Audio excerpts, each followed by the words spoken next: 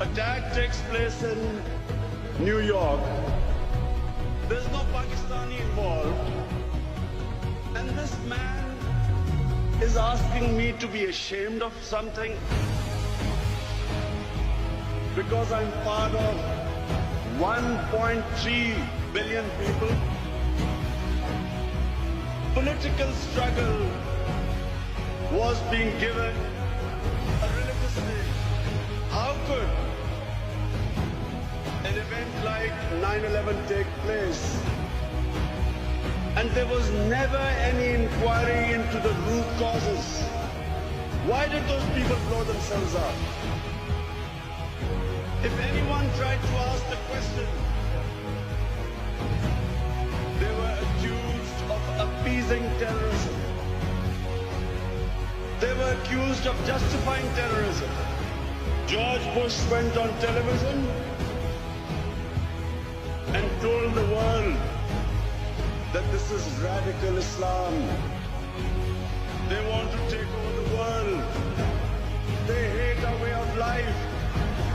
They hate our freedom. They hate our democracy. They are like Nazism. This is a new philosophy like communism. The stakeholders who had an interest in the oil in Iraq, the neoconservatives, all of them then projected this mad philosophy of radical Islam. First, Afghanistan was attacked 3 weeks after the vote. War was made the first option, not the last resort. Some 50,000 people were killed when not one Afghani was involved in 9/11. Soon Iraq followed.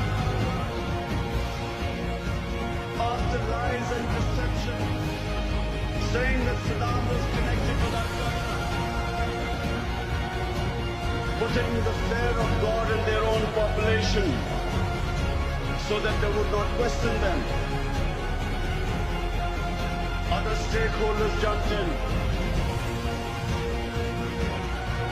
Ariel Sharon, suddenly he was fighting against Islamic terrorists. In Chechnya, Vladimir Putin was fighting against Islamic terrorists. In Kashmir, again there were Islamic terrorists who were fighting the Indian troops. Let me say that before 9/11, 70% of all suicide bombers were Tamil Tigers who were Hindus.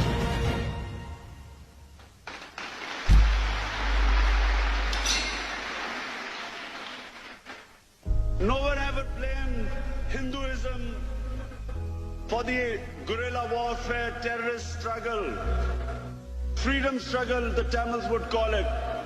No one blamed Hinduism for it. When the Japanese kamikaze pilots in desperation were blowing themselves up in their planes, no one blamed Shintoism for suicide bombings. But suddenly, Islam was responsible for suicide bombings.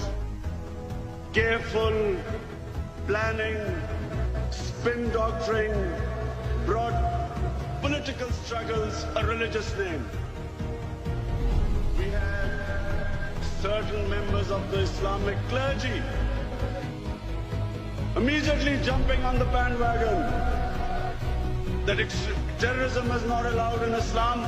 We all know terrorism is not allowed in Islam. Every Muslim knows what the Prophet of Islam sallallahu alaihi wasallam said.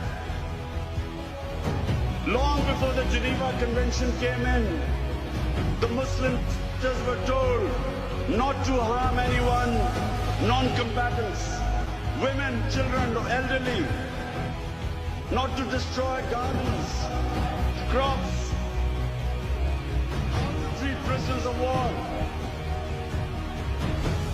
Not the way George Bush treats prisoners of war.